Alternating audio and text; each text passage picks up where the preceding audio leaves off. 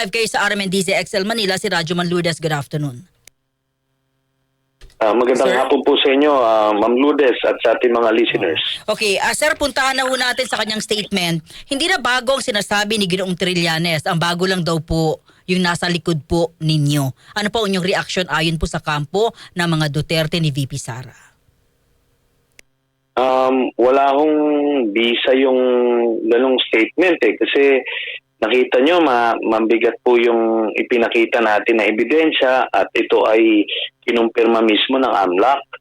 So, the only way na effectively masasagot niya ito ay dapat pumirma siya ng bank waiver, para mapakita niya talaga na hindi totoo yung mga sinabi ko.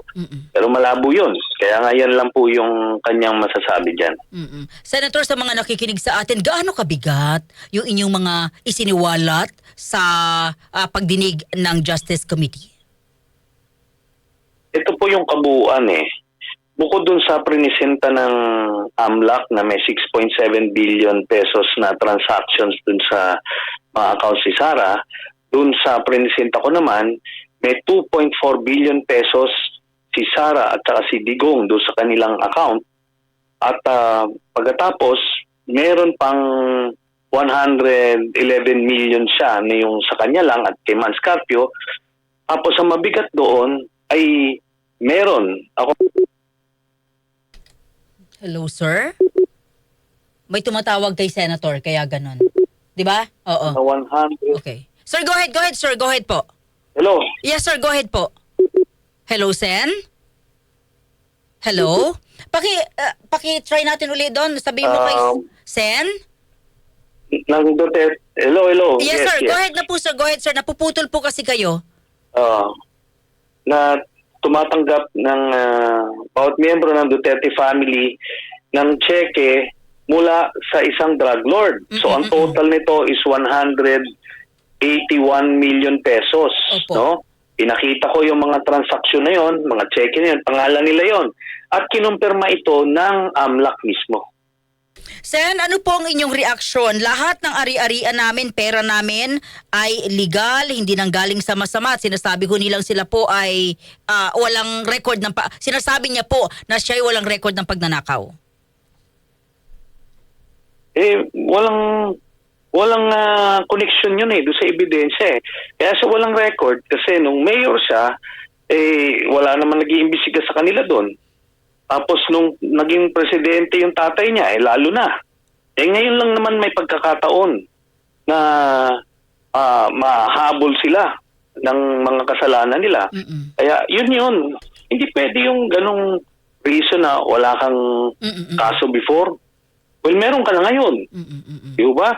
Kasi pinailan ko nga siya ng plunder hindi niya masagot po ito kasi nga alam niya na totoo po yung sinasabi po namin. Oo, yung kanya po mga abogado may sinasabi na mukhang hindi naiintindihan ng BIR kung paano po yung tamang pagpa-file nitong SALN at sinasabi raw po doon, sabi ng isang lawyer niya na parang may binabanggit siya Sen na ito ay yung aming SALN na for 18 years.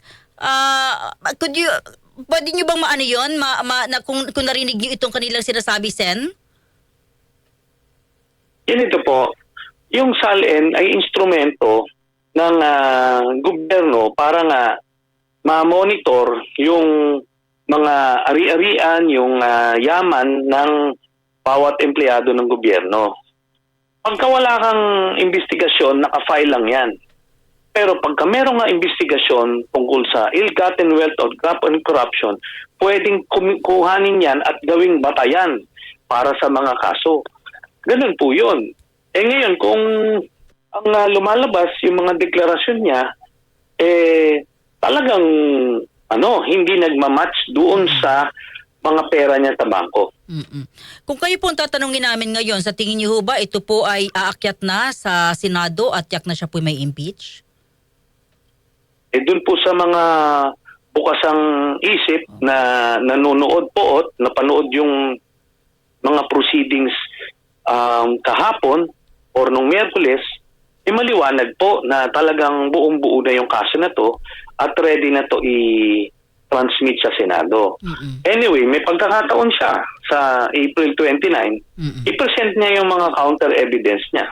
Makita niya na hindi totoong mga alegasyon namin, kahit na maliwanag na totoo, edi doon yung pagiging basihan ng desisyon ng mga congressman kung itatransmit nga yan o hindi. Okay, sa ibang katanungan po, ano po yung reaction sa decision po ng International Criminal Court sa kaso ng dating Pangulo? Ito po ay in a way ine-expect na namin na ganito yung mangyayari kasi unang-una yung doon sa jurisdiction talagang maliwanag na may jurisdiction. So natuldo ka na yon. Yung confirmation of charges naman kasi talagang nakita ko na talagang overwhelming po ang ebidensya sa kaso ni Digong kaya walang pang hahantungan yon kung itutuloy ito to a full-blown trial. But still, nung lumabas yung announcement, kahit ine-expect na namin na gano'n mangyayari, ano pa rin, it's a very welcome development. Malaking hakbang ito para sa mga pamilya ng mga biktima ng EJ case tungo sa kanilang minimithi na hustisya para sa kanilang kaanak. Okay. Additional question, Senator Trillanes. Ano po ang inyong opinion or kung may hinanakit kayo or may gusto kayong sabihin? Kasi si VP Lenny ay wala na pong planong umakyat as president sa 2028. Pero sa survey... Yes, sir. Pero, ano po yan? Pero sa survey po, humahabol po siya dito sa kasikatan or katanyagan at kagustuhan ng taong bayan kay Vice President Sara Duterte. Meron po ba kayong pwedeng ipanlaban kay VP sa 2028? Ganito po, no? Simulat sa pulan, sinasabi ko, kung decisive lang talaga si Mayor Lenny, talagang hindi mananalo sa kanya si Sara. Kaso, wala talaga doon yung puso niya eh. Kaya nga, hindi siya makapag-desisyon ng maaga. Diba? Hindi ko naman sinasabi sa kanyang magdeklara ka, natatakbo ka. Wala namang ganon. Pero internally, privately, they can start exploring, diba? Preparing the ground, mag-raise ka na ng pondo, ikot ka na. You can do all of these things quietly. Diba? Pero alam kong wala doon yung puso niya eh. Di ganun. Kaya ngayon na formal na siyang umatras, this is a welcome development. Ang mangyayari nito ay pagpipilian na lang kung sino kay Senator Risa Ontiveros or kay Senator Bam. Kung sino yung karapat-dapat na tumakbo.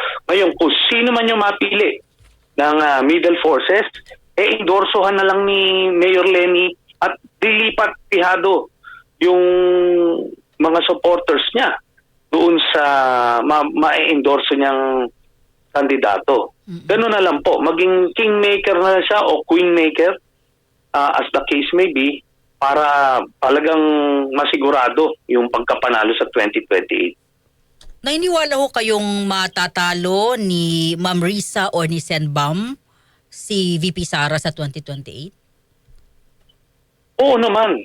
Kung i-endorso ni Mayor Lenny di ba? Ganun lang naman yon. At least ito, hindi mo na kailangan pilitin. Kasi, alam niyo yung leader ng bansa, kailangan buo yung loob. Handa siyang harapin yung mga pagsubok na darating sa ating bayan. So, kailangan talagang decisive. So, hindi mo pwedeng pipilit. Diba? Kasi ganun ang nangyari sa atin noong 2022. Pinilit natin siya. Kaya half-hearted siya nung una until late na nag-decide. O kahit na talaga nagsumikap siya, to be fair to her, nung filing, but it was too late. Ang presidency, talagang maaga-agang pinagpaplanuhan yan. Diba? I understand yung mga kababayan natin, gusto nila yung niro-romanticize nila yung reluctant candidate. Pero kasi si Mayor Lenny, tumakbo na siya ng vice president, tsaka tumakbo na siya ng presidente. She cannot be a reluctant candidate anymore. It's either she wants it or she doesn't. So ngayon, it's very clear in her statement, she doesn't want it. So ngayon, mag-endorso ka na lang para talagang lumipat dun sa mapipili niya yung supporters, yung base ng support niya. Ano po ang plano ng isang Antonio Trillanes sa 2028? Talagang susuporta ako sa nararapat na kandidato para sa pagka-presidente nitong 2028. At sa ngayon, ang napili ng aming grupo ay si Senator Risa Ontiveros. Okay. Sen, maraming salamat sa oras. Mabuhay po kayo. Good afternoon.